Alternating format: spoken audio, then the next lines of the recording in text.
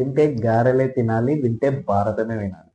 మనం ఇంతకుముందు ఎపిసోడ్లో మహాభీషుడు అనే గొప్ప రాజు బ్రహ్మలోకానికి వెళ్ళి అక్కడ బ్రహ్మసభలో గంగాదేవిని చెడు ఉద్దేశంతో చూసి బ్రహ్మ చేత భూలోకంలో జన్మించమని శాపానికి గురి అయి భూలోకంలో శంతనుడిగా జన్మిస్తాడు. ఈ శంతనుడు ఒకానొక సమయంలో గంగా నది తీరానికి వెళ్ళి గంగాదేవిని మళ్ళీ చూసి ప్రేమలో పడి తనకు ఎప్పుడు కూడా అడ్డు చెప్పననే షరతుతో పెళ్లి చేసుకుంటాడు. అయితే వీరికి పుట్టిన పిల్లలలో ఒకరి తర్వాత ఒకరిని 7 మందిని గంగాదేవి నదిలో వేసి చంపేయడం చూసి శంతనుడు ఎంతో బాధపడి 8వ కుమారుని కాపాడుకునే క్రమంలో గంగాదేవికి ఇచ్చిన మాటను త్యజించి తనకు అడ్డు చెప్పి ఆ 8వ కుమారుని కాపాడుకోవాలని చూస్తాడు. ఆ క్రమంలో గంగాదేవి మీరు నాకిచ్చిన మాటను తప్పారు కాబట్టి నేను మిమ్మల్ని వదిలి వెళ్తానని చెప్పి ఈ 8 మంది యొక్క అష్టవసువుల పూర్వ వృత్తాంతాన్ని వశిష్ఠుడు వాళ్ళకి ఇచ్చిన శాపం గురించి చెప్పి 8వ కుమారుణ్ణి పరాక్రమవంతుణ్ణి చేసి మీ దగ్గరికి తీసుకొని వస్తానని చెప్పి వెళ్ళిపోతుంది. 17 సంవత్సరాల తర్వాత దేవవ్రతుడిని శంతనుడు గంగా నది తీరంలో చూస్తాడు. ఆ శంతనుడిని దేవవ్రతుడిని కలిపి ఇద్దరిని ఒక దగ్గరికి చేర్చి గంగాదేవి అక్కడి నుండి వెళ్ళిపోతుంది. శంతనుడు దేవవ్రతుడిని తీసుకొని వచ్చి హస్తినాపుర సామ్రాజ్యానికి యువరాజుగా చేస్తాడు.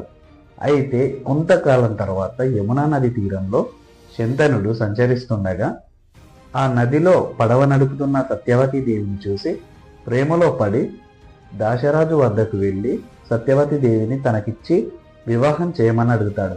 దానికి దాశరాజు ఒక కోరిక కోరుతాడు. అదేంటంటే ఈ సత్యవతి దేవికి పుట్టిన సంతానమే హస్తినాపుర సామ్రాజ్యానికి రాజు అవ్వాలని ఒక కోరికను కోరుతాడు. దానికి అప్పటికే యువరాజుగా దేవవ్రతుని యువరాజుని చేశాడు కాబట్టి ఇప్పుడు మీకు ఆ కోరిక నెరవేర్చలేనని శంతనుడు అక్కడి నుండి మౌనంగా వెళ్తాడు.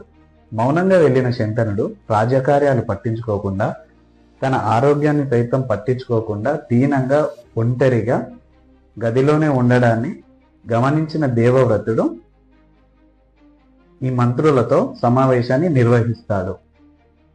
దేవవ్రతునికి అసలు ఈ మంత్రులు ఏం చెప్పారు, తర్వాత దేవవ్రతుడు ఏం చేశాడనేది మనం ఈ ఎపిసోడ్లో తెలుసుకుందాం. దానికన్నా ముందు మీరు ఈ యూట్యూబ్ ఛానల్ని సబ్స్క్రైబ్ చేసుకొని నా వీడియోస్ని లైక్ చేసి చూడండి. అలాగే మహాభారత కథను మీ ఫ్యామిలీ మెంబర్స్ కూడా తెలుసుకోవాలంటే వారికి కూడా నా వీడియోస్ని షేర్ చేసి చూడమని చెప్పండి. హాయ్ ఫ్రెండ్స్, దిస్ ఇస్ చిన్న. Welcome to mysteries of India. Dasaraju వద్దకు వెళ్ళి నేను శంతన మహారాజు పుత్రుడనైన దేవవ్రతుడను. మా పితృదేవులు మాత సత్యవతి దేవిని చూసి ఇష్టపడ్డారని వారిద్దరికీ వివాహం చేయగలరని అడగడానికి వచ్చానని చెప్తాడు. దానికి దాశరాజు శంతన మహారాజుకి మేము చెప్పిన కోరిక సమ్మతమే అయితే ఖచ్చితంగా ఈ వివాహం జరుగుతుందని చెప్తాడు. వెంటనే మన దేవవ్రతుడు మీరు అడిగిన కోరిక నాకు సమ్మతమే, మాత సత్యవతి దేవి గర్భాన పుట్టిన సంతానానికే హస్తినాపుర సింహాసనాన్ని దక్కేలా నేను చూస్తానని చెప్తాడు. దానికి దాశరాజు యువరాజా, మీరు మీ తండ్రి గారి మీదున్న ప్రేమతో సింహాసనాన్ని త్యజించారు, కానీ రేపు మీకు పుట్టబోయే పిల్లలు మీ మీద ప్రేమతో ఆ సింహాసనాన్ని ఆశించారని నమ్మకమేముందని దాశరాజు అంటాడు. దానికి దేవవ్రతుడు ఆలోచించి దాశరాజును సత్యవతి దేవిని ఇద్దరిని తన రథంపై ఎక్కించుకొని హస్తినాపురానికి తీసుకెళ్తాడు. హస్తినాపురంలో రాజ్యసభలో శంతన మహారాజు ముందు నిల్చొని సభలోని ప్రముఖులు సామంతరాజుల మధ్యలో నిల్చొని ప్రజలందరూ చూస్తుండగా పితృదేవులు శంతన మహారాజుకి మాత సత్యవతి దేవికి వివాహం చేయాలని నిశ్చయించాను. మాత సత్యవతి దేవికి పుట్టిన సంతానానికే హస్తినాపుర సింహాసనంపై పూర్తి అధికారం ఉంటుంది. నేను ఈ రోజు నుండి ఆ సింహాసనానికి వారసుడిగా కాకుండా సేవకుడిగా ఉండి ఆ సింహాసనం పైన కూర్చున్న రాజుని పరిరక్షిస్తానని చెప్తాడు. నేను నా వంశాభివృద్ధికి ఆశించకుండా ఆజన్మాంతం బ్రహ్మచార్య వ్రతాన్ని పాటిస్తానని పంచభూతాల సాక్షిగా దేవవ్రతుడు భీషణ ప్రతిజ్ఞను చేస్తాడు. తమకు పిల్లలు పుట్టగానే కన్న తల్లిదండ్రులే భారమయ్యారని వృద్ధాశ్రమాల్లో వేసే నేటి తరం మనుషులకి దేవవ్రతుడి కథ ఒక గుణపాఠం లాంటిది. తన తండ్రి సంతోషం కోసం తన రాజ్యాన్ని, తన సంతోషాన్ని వదులుకున్న దేవవ్రతుడిని చూసి దేవతలందరూ ఆకాశ మార్గాన వచ్చి పూల వర్షం కురిపిస్తారు. ఆకాశవాణి దేవవ్రతుడు చేసిన భీషణమైన ప్రతిజ్ఞను చూసి భీష్మ భీష్మ అని అంటుంది. అప్పటి నుండి గాంగేయ పుత్రుడు దేవవ్రతుడు భీష్ముడిగా కీర్తిని గడిస్తాడు. భీష్ముడు చేసిన ఈ ప్రతిజ్ఞను చూసి శంతన మహారాజు భీష్ముడి దగ్గరకు వచ్చి, కుమార, నీ పితృభక్తిని చూసి నా హృదయం ఎంతో పులకరిస్తుంది. నీకు నేను ఇచ్చామరణ వరాన్ని ఇస్తున్నాను. నీవు కోరుకోకుండా ఆ మరణం కూడా నీ దగ్గరికి రాకుండా నేను వరం ప్రసాదిస్తున్నానని ఆశీర్వదిస్తాడు. అయితే కొంతకాలానికి ఈ శంతనుడికి సత్యవతి దేవికి అంగరంగ వైభవంగా వివాహం జరుగుతుంది. వివాహం జరిగిన కొంతకాలానికి వారిద్దరికి చిత్రాంగదుడు, విచిత్ర వీర్యుడనే ఇద్దరు మగపిల్లలు పుడతారు. ఆ చిత్రాంగదుడు, విచిత్ర వీర్యుడు చిన్న వయసులో ఉండగానే శంతన మహారాజు అనారోగ్యం కారణం వల్ల మరణిస్తాడు.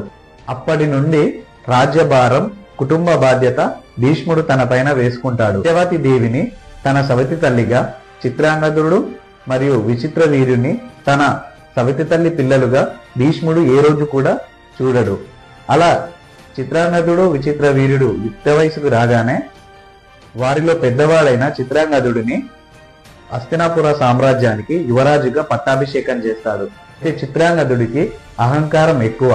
చిత్రాంగదుడు అనే తన పేరు గల ఒక గంధర్వ రాజుతో ద్వంద్వ యుద్ధం చేసి మరణిస్తాడు. అయితే చిత్రాంగదుడి మరణం తర్వాత భీష్ముడు విచిత్ర వీర్యుణ్ణి హస్తినాపుర సామ్రాజ్యానికి యువరాజుగా చేస్తాడు. విచిత్ర వీర్యుడు హస్తినాపుర మహాసామ్రాజ్యాన్ని పరిపాలించదగ్గ సమర్థుడు కాకపోవడంతో భీష్ముడే రాజకార్యాలన్నీ చక్కబెట్టేవాడు.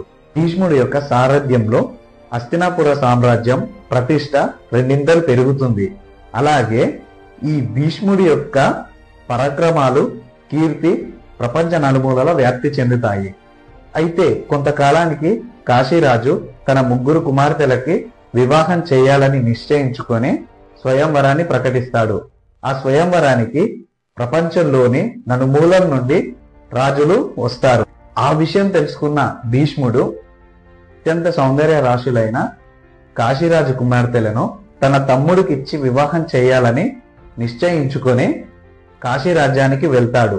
స్వయంవరం జరుగుతున్న సభకి వెళ్లి కాశీరాజు కుమార్తెలైన అంబ, అంబిక, అంబాలికలను 3 తన రథం పైన ఎక్కించుకొని స్వయంవరానికి వచ్చిన రాజుల వైపు చూస్తూ, నేను ఈ 3 కన్యలను క్షత్రియ పద్ధతిలో నా తమ్ముడైన హస్తినాపుర యువరాజు విచిత్ర వీర్యునికిచ్చి వివాహం చేస్తాను. మీలో నన్ను ఎదిరించగల సామర్థ్యం గలవారు నన్ను ఓడించి ఈ కన్యలను తీసుకొని వెళ్ళవచ్చని చెప్పి ముందుకు సాగుతాడు. అది విన్న రాజులు వెంటనే తమ ధనుసులను పట్టుకొని భీష్ముడిపైకి యుద్ధానికి వెళ్తారు. అలా రాజులందరూ తమ ధనుసులను ఒకేసారి ఎక్కుపెట్టి భీష్ముడిపై బాణాల వర్షం కురిపిస్తారు. వేల సంఖ్యలో బాణాలు భీష్ముడి వైపు దూసుకు రావడం చూసి భీష్ముడు తన ధనుసుని చేతితో పట్టి విల్లును ఎక్కుపెట్టి నోటితో ఒక మంత్రాన్ని జపించి ఆ బాణాన్ని గాల్లోకి వదులుతాడు. వెంటనే 2 మాయారంధ్రాలు భీష్ముడి ముందు ఏర్పడతాయి. రాజులందరూ వేసిన బాణాలు ఆ రంధ్రాల నుండి, ఆ 2 రంధ్రాలలో ఒక రంధ్రం నుండి లోపలికి వెళ్ళి మళ్ళీ తిరిగి పక్కనే ఉన్న రంధ్రం నుండి బయటకు వచ్చి ఏ రాజులైతే ఆ బాణాలు వేశారో తిరిగి వాళ్ళ వైపే వెళ్తాయి. భీష్ముడు వెంటనే మరొక బాణాన్ని ఆకాశం వైపు ఎక్కుపెట్టి విడుస్తాడు. ఆకాశంలో కారుమెరుపులు కమ్ముకొని అగ్నిగుండాలు ఈ రాజుల పైన పడతాయి. వెంటనే ఆ రాజులు తమ రథాలను వెనక్కి తిప్పుకొని బతుకు జీవుడా అంటూ వెనక్కి పారిపోతారు. అలా వెనక్కి వెళ్తున్న వేల రథాల మధ్యలో నుండి ఒక్క రథం భీష్ముడి వైపు దూసుకొని వస్తుంది. ఆ దూసుకొచ్చిన రథం భీష్ముడి ఎదురుగా నిల్చుంటుంది. ఆ రథం పైన ఉన్నది సాల్వ మహారాజు. ఈ సాల్వుడు అంత సాహసం చేసి భీష్ముడితో యుద్ధం చేయడానికి గల కారణం, కాశీరాజు కుమార్తెలలో పెద్ద కుమార్తె అయిన అంబ ఈ సాల్వుడు ఇంతకు ముందే ప్రేమించుకుంటారు. అయితే ఈ స్వయంవరంలో అంబాదేవి సాల్వుడి మెడలో స్వయంవర మాలను వేసి పెళ్లి చేసుకోవాలని అనుకుంటారు. అంతా వాళ్ళు అనుకున్నట్టుగా జరుగుతుందన్న సమయంలో భీష్ముడు వచ్చి ఈ అంబాదేవిని తీసుకొని వస్తాడు. అందుకే ఈ సాల్వ మహారాజు అందరి రాజుల కన్నా ఎక్కువ సాహసం చేసి భీష్ముడితో యుద్ధానికి సిద్ధమవుతాడు. రథంపై ఉన్న సాల్వుడు, గంగపుత్ర భీష్మ, ఈరోజు నీకు ఈ సాల్వుడి యొక్క పరాక్రమం ఏపాటితో రుచి చూపిస్తాను. నేను వేసే బాణ పరంపరకి నిన్ను మూర్చబోయేలా చేస్తానని సాల్వుడు తన మాటను పూర్తి చేసే లోపే భీష్ముడు ధనస్సు నుండి వేగంగా ఒక బాణం వచ్చి సాల్వుడి యొక్క ధనస్సును విరగొడుతుంది. వెంటనే మరొక ధనస్సును సాల్వుడు తీసుకునే లోపు మరొక బాణం భీష్ముడు వదలగా అది 3 బాణాలుగా అయ్యి, ఒక బాణం రథసారథిని, రెండవ బాణం సాల్వుడి యొక్క కిరీటాన్ని, మూడవ బాణం రథంపై ఉన్న పతాకాన్ని నేలపై పడేలా చేస్తుంది. వెంటనే తన నేలపై ఉన్న తన కిరీటాన్ని అవమానంగా చూస్తూ సాల్వుడు భీష్ముడి వైపు చూసేలోపు మరొక బాణం వచ్చి సాల్వుడు నిల్చున్న రథాన్ని విరగొడుతుంది. అలా స్వయంవరానికి వచ్చిన రాజులందరినీ ఓడించి భీష్ముడు ఆ 3 కన్యలను తీసుకొని హస్తినాపురానికి వెళ్తాడు. భీష్ముడు హస్తినాపురానికి రాకముందే సత్యవతి దేవి హారతిని పట్టుకొని హస్తినాపురం గుమ్మం ముందు నిల్చొని ఉంటుంది. సత్యవతి దేవిని చూడగానే అంబాదేవి ఏడవడం మొదలు పెడుతుంది. అప్పుడు సత్యవతి దేవి, ఏమైంది తల్లి, ఎందుకు ఏడుస్తున్నావు అని అడుగుతుంది. దానికి అంబ, నేను సాల్వుడిని ప్రేమించాను, నేను సాల్వుడు పెళ్లి చేసుకుందాం అనే లోపు నా ఇష్టం ఏంటో తెలుసుకోకుండా మీ పుత్రుడు భీష్ముడు నన్ను తీసుకొని వచ్చాడని చెప్తుంది. వెంటనే పక్కనే ఉన్న భీష్ముడు అంబాదేవి దగ్గరకు వచ్చి, స్వయంవరానికి సిద్ధమైన కన్య వేరొకరిని ప్రేమిస్తుందని ఎవరనుకుంటారు? నేను తెలిసి చేసినా తెలియకుండా చేసినా తప్పు చేశాను కాబట్టి నీవు సాల్వుడినే వెళ్ళి పెళ్లి చేసుకోమని చెప్పి కొంతమంది బ్రాహ్మణులను పండితులను ఇచ్చి ఈ అంబాదేవిని సాల్వుడి దగ్గరికి పంపిస్తాడు. వెంటనే సత్యవతి దేవి అంబికా అంబాలికలను నీకు ఈ వివాహం చేసుకో ఇష్టమేనా అని అడుగుతుంది. వెంటనే వాళ్ళు ఎంతో సంతోషంగా ఇష్టమేనని చెప్తారు. అంగరంగ వైభవంగా విచిత్ర వీరునికి అంబికా అంబాలికలకు ఆ రోజు వివాహం జరుగుతుంది. అయితే మరుసటి రోజు ఉదయాన్నే ఈ సాల్వుడి దగ్గరికి వెళ్ళిన అంబ హస్తినాపుర రాజ్యసభకు వస్తుంది. అమ్మను చూసిన సత్యదేవి భీష్ముడు ఆశ్చర్యపోతారు. ఏమైంది తల్లి, మళ్ళీ నువ్వు తిరిగేందుకు వచ్చావని భీష్ముడు అంబాదేవిని అడుగుతాడు. దానికి సాల్వుడి దగ్గరికి నేను వెళ్తే సాల్వుడు ఇక్కడికి ఎందుకు వచ్చావు అని అడుగుతాడు. దానికి అంబాదేవి భీష్ముడికి మన ఇద్దరం ప్రేమించుకున్న విషయం చెప్పాను, ఆయన ఎంతో దయతో నన్ను వదిలి నిన్ను పెళ్లి చేసుకోమని చెప్పి పంపించాడు, మన ఇద్దరం ఈ క్షణమే పెళ్లి చేసుకుందాం, ఇద్దరం ఒకటవుదాం, సంతోషంగా ఉండొచ్చని అంబాదేవి ఎంతో సంతోషంతో సాల్వుడికి చెప్తుంది. అయితే సాల్వుడు దానికి సమాధానంగా, క్షత్రియ పద్ధతిలో భీష్ముడు స్వయంవరంలో నిన్ను గెలుచుకొని వెళ్ళాడు, నేను ఒక క్షత్రియుడిని కాబట్టి స్వయంవరంలో వేరొకరు గెలిచిన కన్యను, వేరే వారి దయతో పంపించిన కన్యను నేను చేసుకోలేనని చెప్పి ఇక్కడి నుండి వెళ్ళిపో అంటాడు. ఆ మాట విన్న అంబాదేవి గుండె 1000 ముక్కలవుతుంది. ఆ బాధతో వెనుదిరిగి హస్తినాపుర సామ్రాజ్యానికి తిరిగి వస్తుంది. ఈ కథనంతా భీష్ముడికి అంబాదేవి చెప్తుంది. అప్పుడు భీష్ముడు, తల్లి, నువ్వు ముందుగానే విచిత్ర వీర్యంతో వివాహం చేసుకోవడానికి ఒప్పుకునుంటే ఈ రోజు నువ్వు ఈ హస్తినాపుర సామ్రాజ్యానికి రాణివయ్యేదానివి, ఇప్పుడు ఆ అవకాశం కూడా లేదు అని అంటుంది. అప్పుడు దానికి కోపంగా అంబాదేవి, నేను ఎవరు పడితే వాళ్ళు వచ్చి పెళ్లి చేసుకోవడానికి నేనేం ఆటబొమ్మని కాదు, స్వయంవరంలో నన్ను గెలుచుకొని వచ్చిన నువ్వే నన్ను పెళ్లి చేసుకోవాలని అంబాదేవి భీష్ముడితో అంటుంది. అప్పుడు భీష్ముడు, తల్లి, నేను మా తండ్రి గారికి ఇచ్చిన మాట ప్రకారం జీవితాంతం బ్రహ్మచార్య వ్రతాన్ని పాటిస్తున్నాను, అందుకని నేను మిమ్మల్ని పెళ్లి చేసుకోలేనని భీష్ముడు చెప్తాడు. ఆ విషయం నాకు కూడా తెలుసు. ఇప్పుడు మీరు మీ ప్రతిజ్ఞను మీరాల్సిన సమయం వచ్చిందని అంబాదేవి అంటుంది. దానికి భీష్ముడు, సూర్యుడు పడమరన ఉదయించి తూర్పున అస్తమించిన ఈ భీష్ముడు ఇచ్చిన మాటను తప్పడు అని ఎంతో గర్వంగా అంటాడు.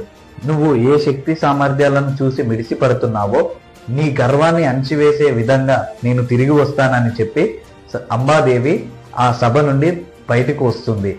అయితే ఈ భూప్రపంచంలో భీష్ముడిని ఎదురించి గెలవగలిగేవాడు తన గురువైన పరశురాముడు ఒక్కడేనని తలచి అంబాదేవి సహాయం కోసం పరశురాముడి దగ్గరికి వెళ్తుంది.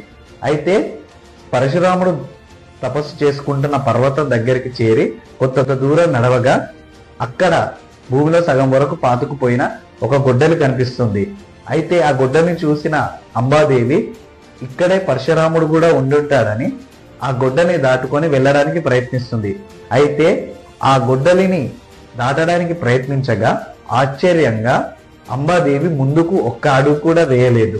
ఏదో కరెంట్ షాక్ కొట్టినట్టు అక్కడే ఆగిపోతుంది. అయితే అంబాదేవి ఎంత ప్రయత్నించినా ఆ గొడ్డలిని దాటి ముందుకు ఒక్క అడుగు కూడా వేయలేకపోవడంతో అంబాదేవి కళ్ళు మూసుకొని ఆ పరశురాముణ్ణి ప్రార్థించడం మొదలుపెట్టింది. ఇక్కడ గొడ్డలి ముందు పరశురాముని ప్రార్థిస్తున్న అంబాదేవి ప్రార్థనలను కొంత దూరంలో ఒక గుహలో ఒక ముని దివ్య దృష్టికి వినిపిస్తుంది. ఆ ముని ఎంతో కాలంగా తపస్సులో ఉండడం కారణంగా తన కళ్ళు తెరవగానే ఎర్రగా మండుతున్న తన కళ్ళు వేటకు వెళ్తున్న పులి కళ్ళలాగా మెరుస్తాయి. వెంటనే తపస్సులో ఉన్న అంబాదేవికి భూమి కంపించడం తెలుస్తుంది. వెంటనే కళ్ళు తెరిచి చూడగా ఆ గొడ్డలి, తన ముందు భూమిలో పాతుకుపోయిన గొడ్డలి బయటకు వచ్చి గాల్లో ఎగురుతూ ఆ గుహలోకి వెళ్తుంది. అయితే ఆ గొడ్డలి గుహలోకి వెళ్ళడం చూసిన అంబాదేవి అక్కడే నిల్చొని ఎంతో ఆసక్తితో ఏం జరుగుతుందా అని చూస్తుంది. అయితే గాల్లో ఎగిరి వెళ్ళిన ఆ గొడ్డలిని పట్టుకొని గుహలో నుండి ఒక భారీ ఆకారం ఉన్న వ్యక్తి బయటకు వస్తాడు. అతడే మహాపరాక్రమవంతుడు, పరమశివుడి భక్తుడు, క్షత్రియుల పాలిత యముడు, మహావీరుడు పరశురాముడు.